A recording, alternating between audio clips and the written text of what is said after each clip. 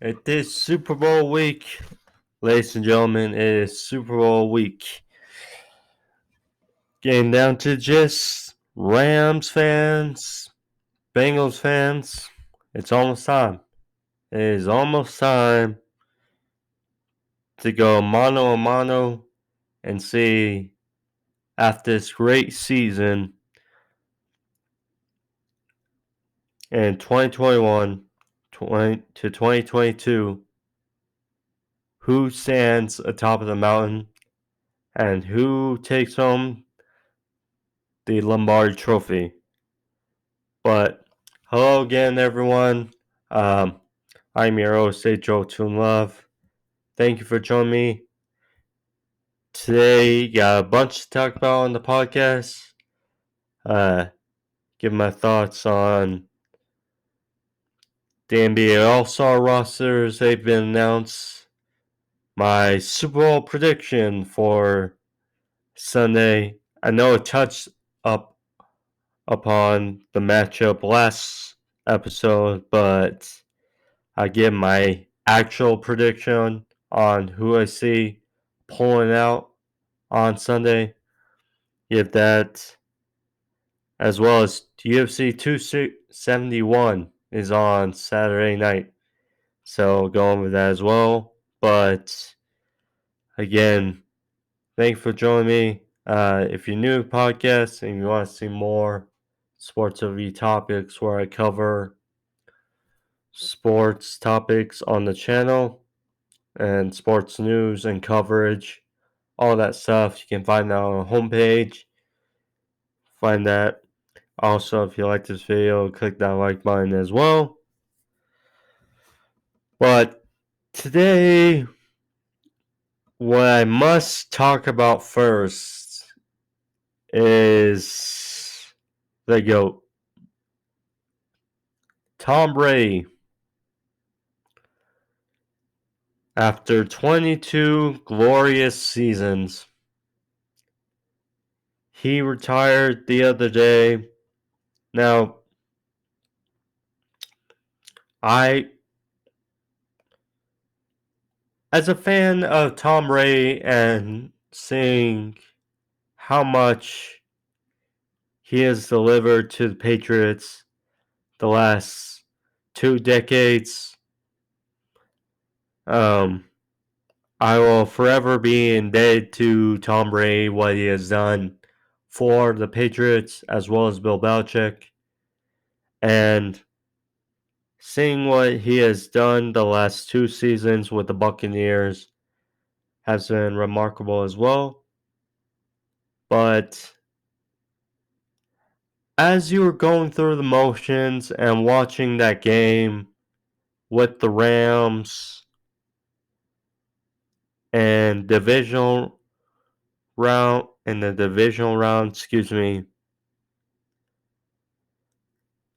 it crept in your mind, because at the end of the day, he is 44. He does have a family. Could this be his final game? And it's just, they managed to almost pull a rabbit out of the hat. They came almost all the way back, down 24 points. They managed to tie up 27-27, but ultimately Cooper Kupp, Matthew Stafford, Matt Gay kicks the game winner, and that's all she wrote. But there was a report a couple days prior that from ESPN that Tom Brady retired. And then there was a tweet by Tom Brady's dad and his agent talking about, he is not retired officially, and that some speculation, is it true or is he still going to keep playing? But ultimately, he hung up the cleats and hung up his helmet. He did say never, but nonetheless, a unicorn is Tom Brady. Never see it. A career like Tom Brady's had in the NFL. Probably ever again. Probably ever again. Now, he had a wave of careers in his career. You know, his story coming up as the 199th draft pick overall in the 6th round. You know, backing up Bledsoe, who was a very good quarterback in his prime as well for the Patriots, but never really got over that hump, and thus that hit Bledsoe took against Jets, it all changed. You know, Tom Brady was in, and it wasn't easy at first, but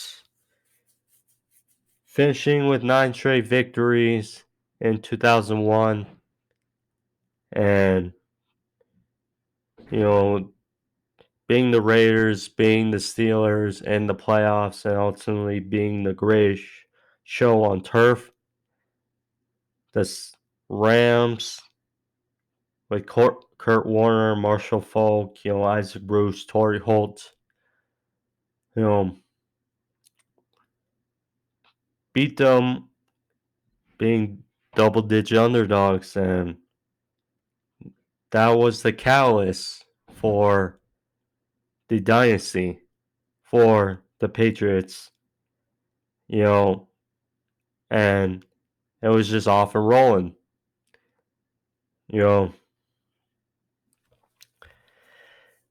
They beat a solid Panthers team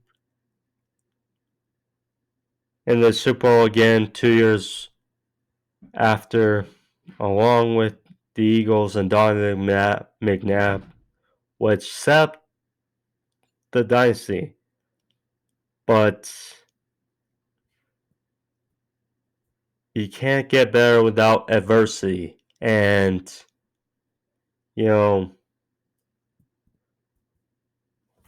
pretty much after that, it was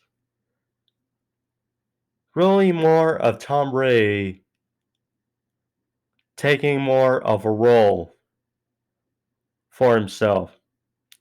Because the first part of the dynasty was mostly team and mostly the defense.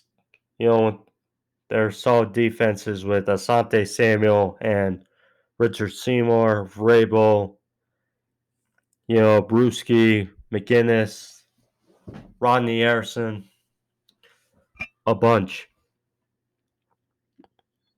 And then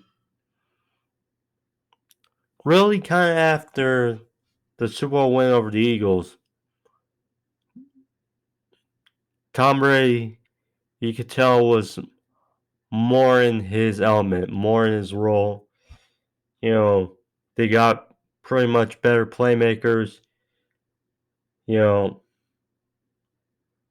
Most notably in 2007, that perfect regular season, 18-1. Wes Welker, Randy Moss, and that offense just exploded. And obviously, it didn't have an happy ending with the Giants in the Super Bowl, but still, you could tell Tom Brady was taking on more of a role than in the first 3 Super Bowl victories. And then, of course, he got hurt the following season, but 2009 had still a very good season. 2010 MVP, 2011 fell short to the Giants again in the Super Bowl, but you could tell, Tom Brady was growing. 3 Super Bowl victories already early in his career, but there's still room to grow and improve. And thus, he improved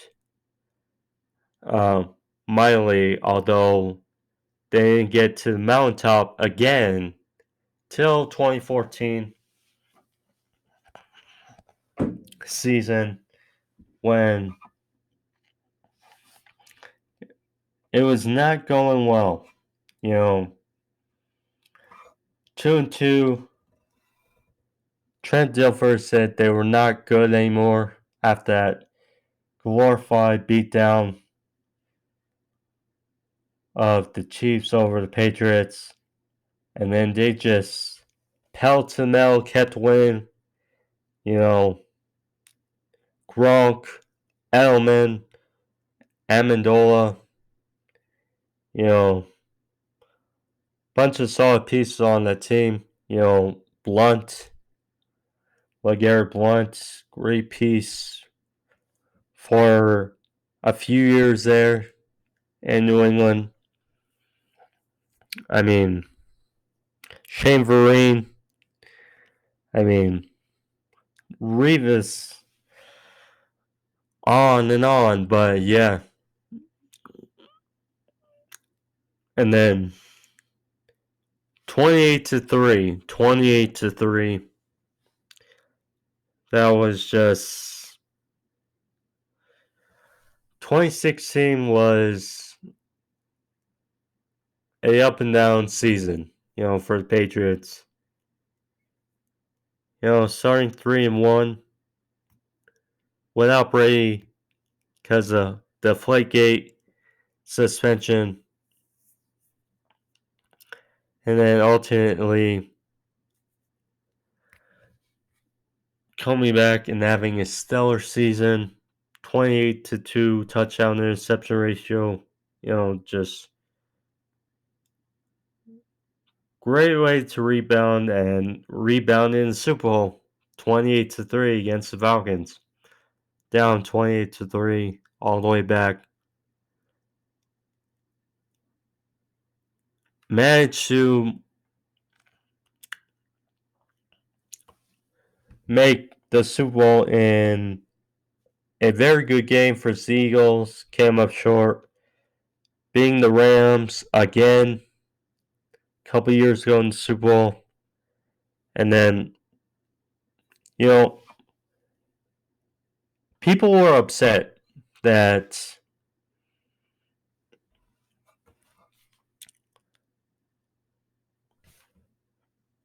that Brady left in 2020 to go to the Bucs. And I get that. But to come into grips, we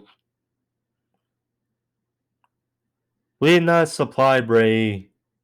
The Patriots did not supply Brady with the best of weapons in 2019.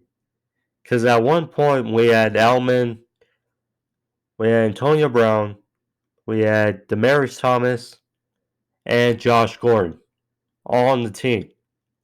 And now obviously Gordon gets busted again. Thomas release. Brown release. I mean, it just kind of fell flat that season. And despite winning the Super Bowl the year prior, it was ugly. It was ugly season for the Patriots in 2018. So, considering what was in Tampa and what he did and what he has done for the Patriots, I was supportive of that decision because I could tell where the team was headed. And to come in there in a outlier season with basically no fans.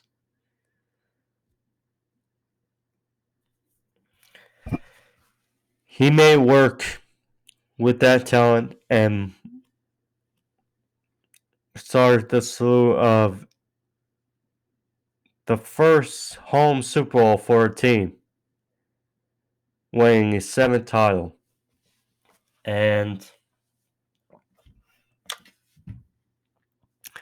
this year, maybe Matthew Stafford follows suit. I mean, it's almost the same approach as Brady. Leaving for a new team, although he got traded, but leaving for a new team, a better team with better weapons, and ultimately playing in a home Super Bowl.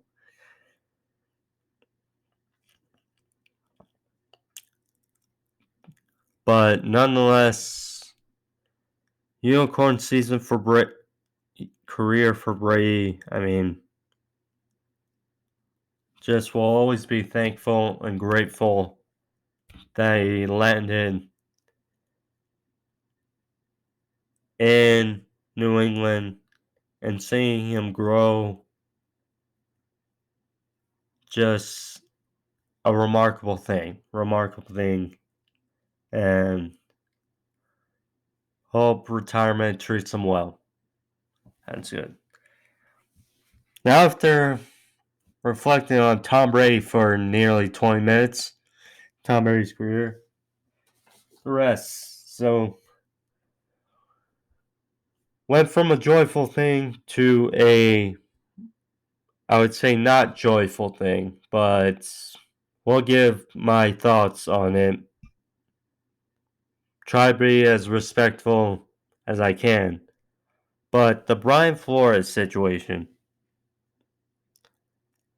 So, Brian Flores, one of the biggest shockers of the offseason, or some not the offseason, but for many teams it is. But one of the big shockers of the postseason was Brian Flores getting cut or getting fired by the Miami Dolphins after 2 straight winning seasons, winning 10 games last year or last season to 9 games this season.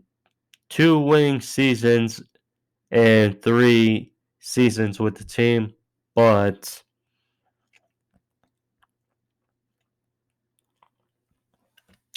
they have a son, and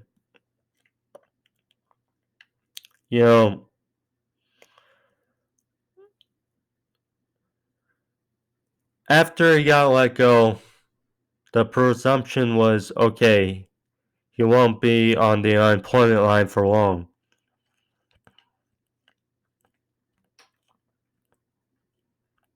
Well, then reports came out of perhaps he wasn't the best to deal with. And, we don't exactly know.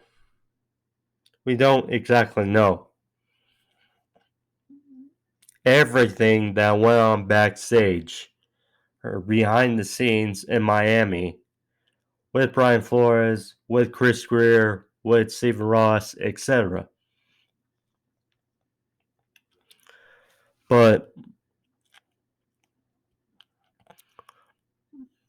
it was not a good end in the partnership. So then the report is laid out that Brian Flores has filed a lawsuit after speaking with many teams, after getting some interviews, and talked about how he was incentivized to lose games back in Miami, how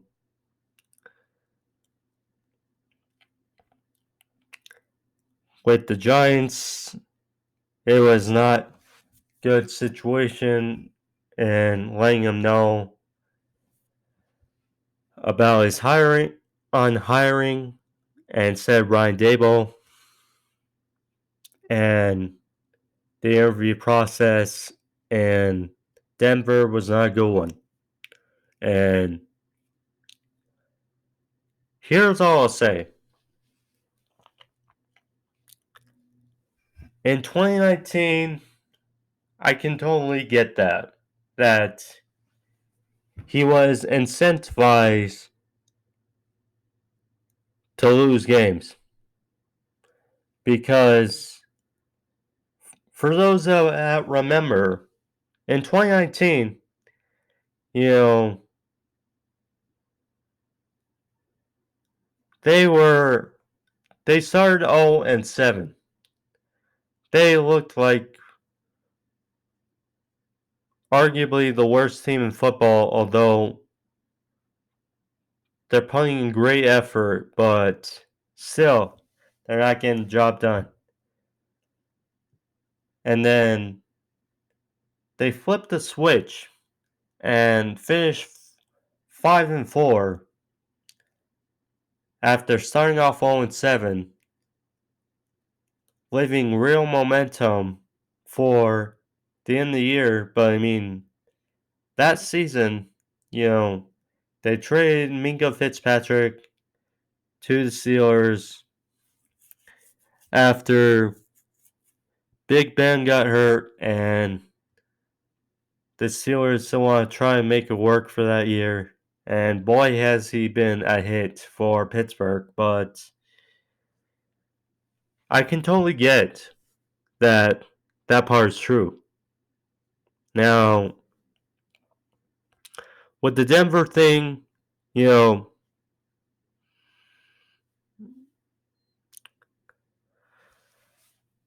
Denver had a minority coach in Vance Joseph for a few seasons in Denver. And, you know, they were ugly. They were ugly to watch what was a Super Bowl winning team with Gary Kubiak, Peyton Manning, that vaunted defense, etc. Credit a limping Peyton Manning to the finish line, but nonetheless, when Gary Kubiak left the team and it was Vance Joseph, it started this ugly trend of the Broncos for the last number of years since they won the Super Bowl. So, I mean, and, John Elway, stepping down a bit after last season, and, George Payton getting more solitude, more power, being the GM there. So, I mean, I can't totally disfault Brian Flores because there's some good and there's some truth and there's some bizarre. And as far as the Denver side, as far as the Giants go, I mean,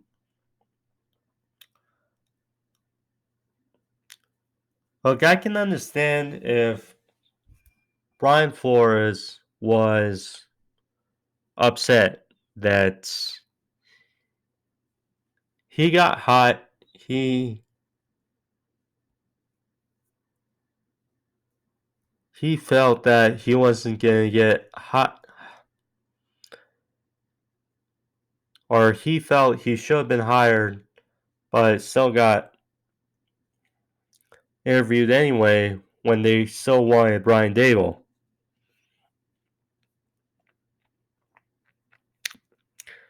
And, Brian Dable absolutely deserved to be a head coach. And the NFL based on what he's done for Josh Allen, for the offense in Buffalo the last number of years. Will he be a head coach? That's up for debate, or we have to wait and see. But it's not like Flores was passed over for a schmuck or someone that didn't have experience or didn't absolutely not deserve a coaching spot in the NFL. But Brian Daboll did deserve a spot, and it's unfortunate that it went that way with the Bill Belichick text and this or that. But yeah, but anyways, that's my thought on the Brian Flores situation. Now, less of the football portion of this episode. Then I'll get into some other stuff. But I touched up on Super Bowl 56 last week a bit, and now it's time. Now it's time to make the prediction. My last prediction of the overall 2021-2022 season. But here we go. So we mentioned how both teams have been orchestrated in opposite ways. You know, Bengals mostly young, mostly through the draft. Rams mostly seasoned stars, mostly through free agency, trades, etc. And Joe Burrow trying to cement being a new star and can really dig into the debate for the best quarterback in football with a great performance and a win on Sunday. Matthew Stafford, the dozen years in Detroit, now on a great situation in Los Angeles, and his first season with the team has a chance to bring that Lombardi trophy to LA. You know, and both teams have had their share of adversity. You know, it looked like, well, Rams were 7-1, lost 3 straight, but finished in solid fashion. But ultimately were 4 seed. And, you know, basically a cakewalk versus Cardinals. Won a thriller versus the Bucks.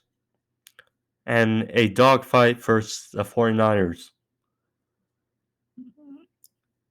So they had to defeat 2 of their division rivals to get here.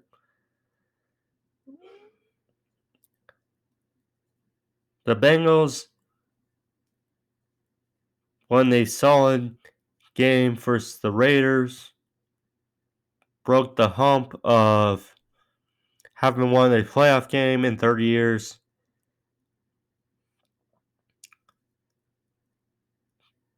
Beat the Titans, the 1-seed Titans, in a close one, despite Joe Burrow being sacked 9 times. And rallying back from 18 down to beat the Chiefs in overtime and overhead. Both teams have earned their stripes to be here.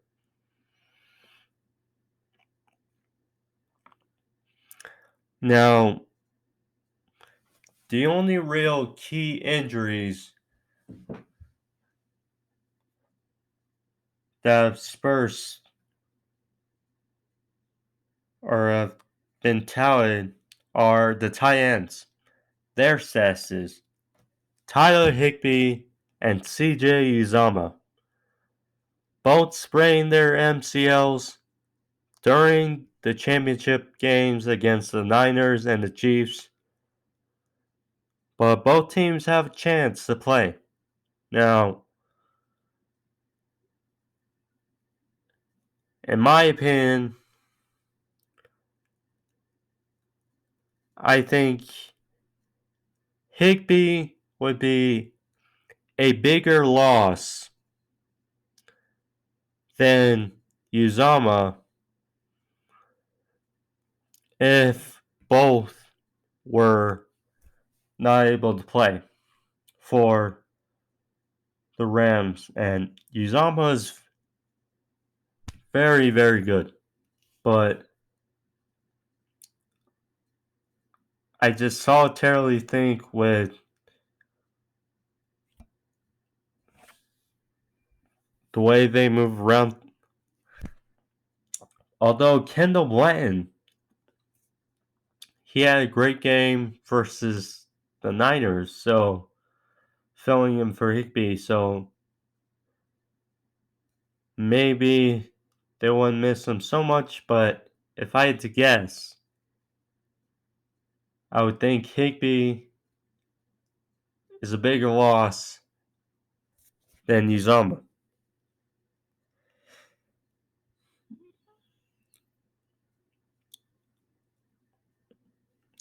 The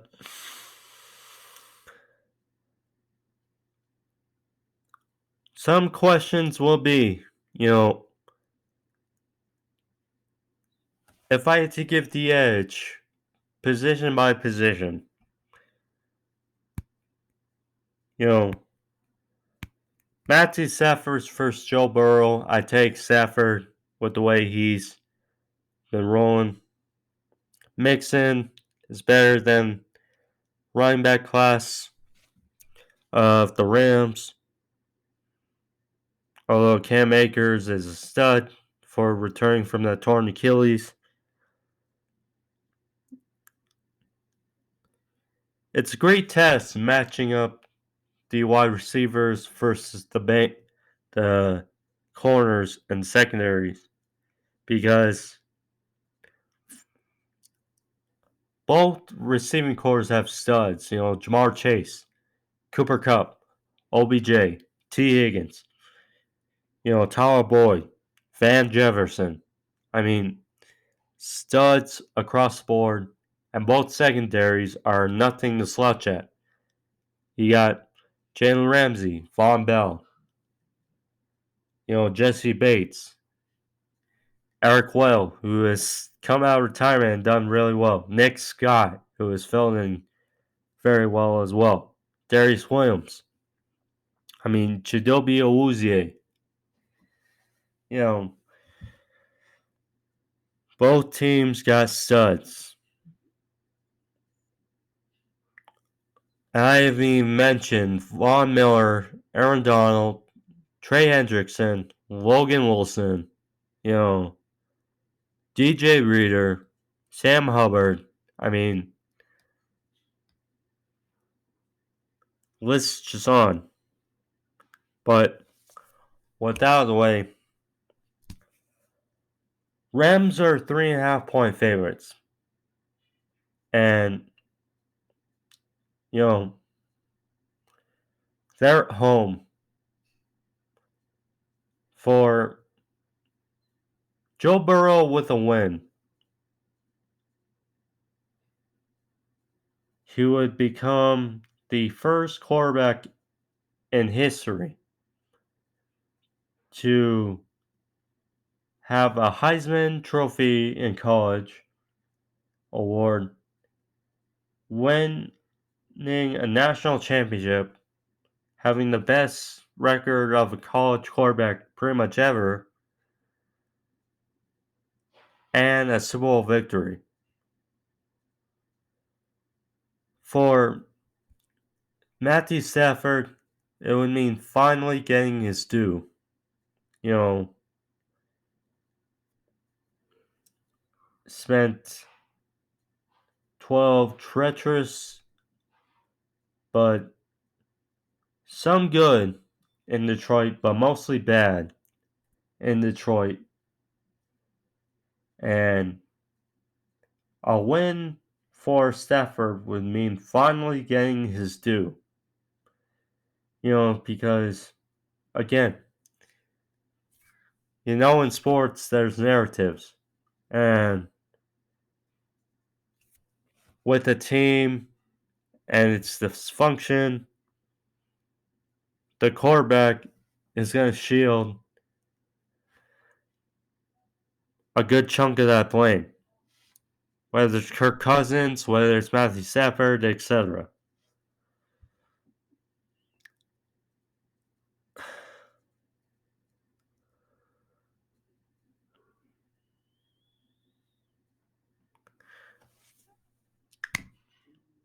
Ultimately, when you look at it, this may be it for the Rams. Because with that division, with the 49ers, with the Cardinals, because they'll rebound after that bad ending. With the Bengals, very youthful on offense, so they'll have plenty of chances to rebound and be back here. I just think in my heart of hearts, because Aaron Donald said at the end of the championship game, no way we lose.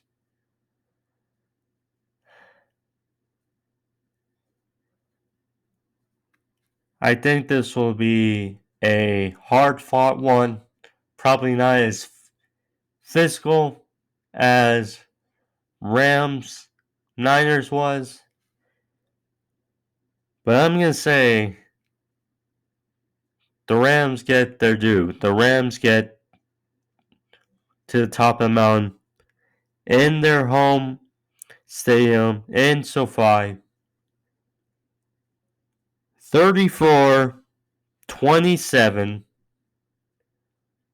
Rams win. They get the W.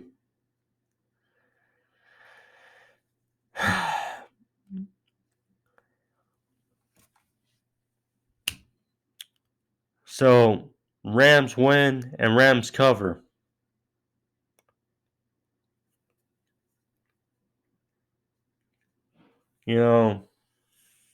It's going to be a tough battle. No matter what, you're going to be happy unless you're Bengals and Rams fans. This is a game where you're going to be very happy, nonetheless, who wins, and upset for those who lose. So, that's just the case, but that's my prediction for Super Bowl 56. Rams take the cake over the Bengals. Now, the NBA All-Star Game, which is pretty much basically the better All-Star game than definitely a better All-Star game than the Pro Bowl. But very good, but very good mentions, and all deservedly so. It may change with KD's injury, but because he's going to be out for a while, but that's why you have reserves.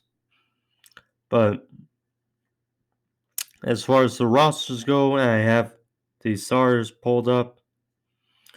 For the East, Kevin Durant, just mentioned. Giannis, still having a solid season for himself. DeMar DeRozan,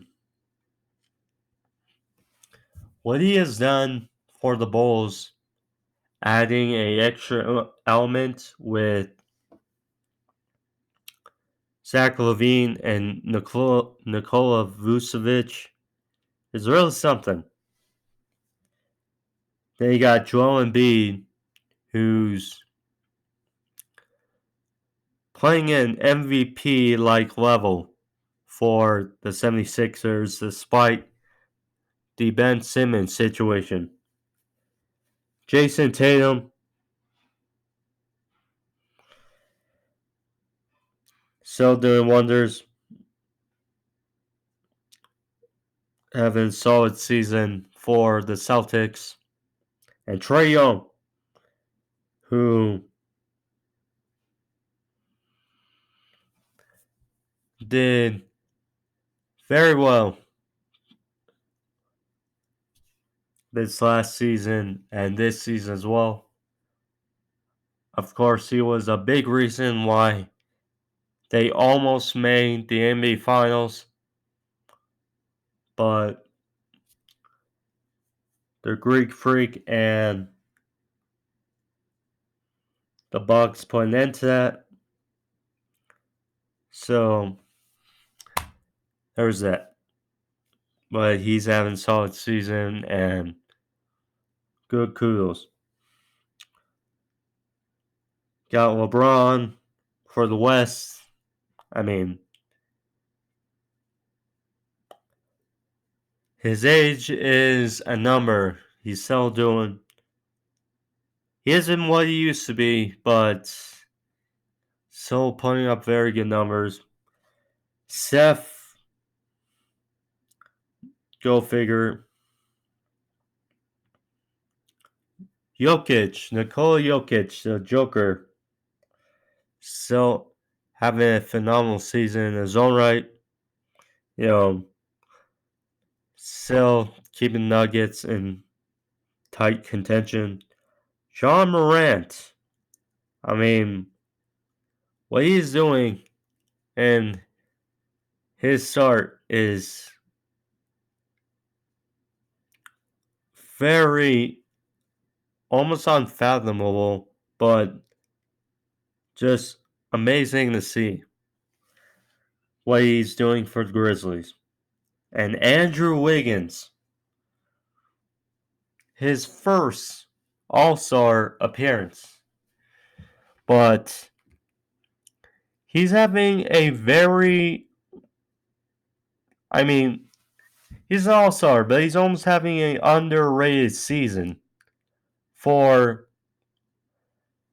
the Warriors. And, you know, the consensus when he was with the Timberwolves, you know, he was mostly hurt, and when he was healthy, you know, he showed spurts, but nothing great. And then he came to the Warriors, and he's been reliable for them. So it's great to see.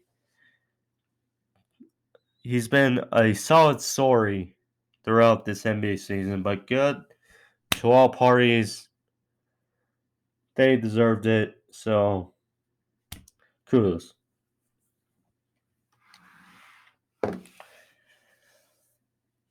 And last but not least, UFC 271. UFC 271, Saturday night, headlined by Israel Adesanya versus Robert Whittaker, the rematch for the UFC middleweight strap. You know, the first fight, Adesanya did Adesanya things, knocking out and making Robert Whittaker clueless. But since that loss, Robert Whittaker has regrouped nicely and being all comers. You know, being Darren Till, being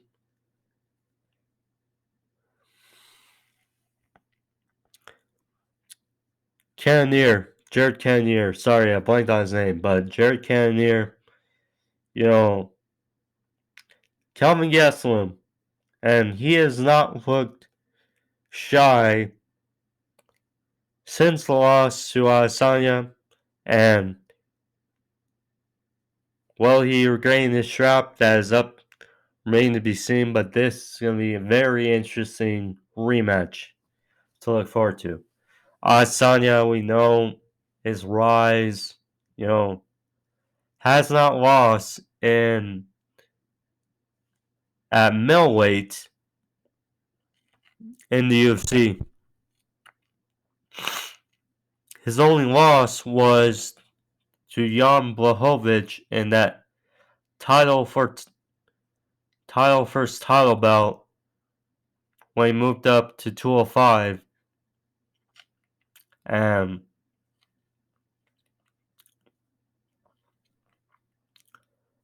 but I mean, so Adesanya, well, what he's done, being Vittori twice, being Wicker, being Paul Costa, Romero, I mean, it's just on, and it's going to be a fantastic fight. The co-main event is nothing to shy away from either. It's going to be very interesting as Derek Lewis first tied Bam Bam Tuilasa in what may be a banger. I mean,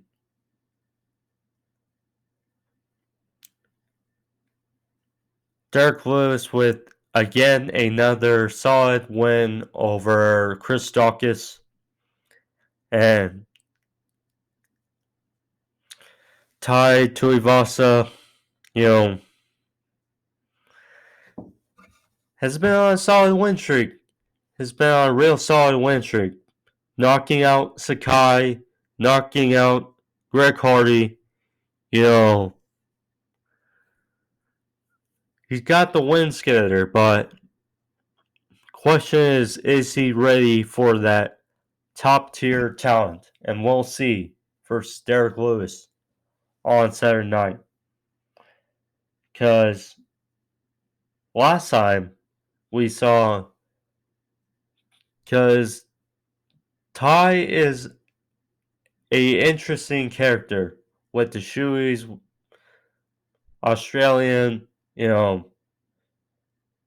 exciting fighter. But the last time he got the makings of a top opponent in Junior Dos Santos, he fell short.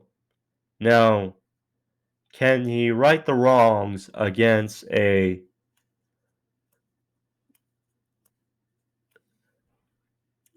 powerful and dangerous Derek Lewis? That will be key to see, but should be fun. Anyways, guys, that's the podcast. That's all I have for the podcast today. Hope you guys enjoy it. Me touching up upon many topics and news across both NFL, NBA, and UFC. But yeah, there's that. Hope you guys enjoyed it. If you did, click that like as well as the subscribe. See more of these videos on the channel. Find those on the homepage. But that concludes this episode of Sports Movie Topics. Of course, I'll be back next week for my AEW fans. Be back Thursday and Saturday. But again, hope y'all enjoy it. Be safe. No more snow for a bit, please. No snow. But yeah, it should be interesting. Anyways, be safe. Peace.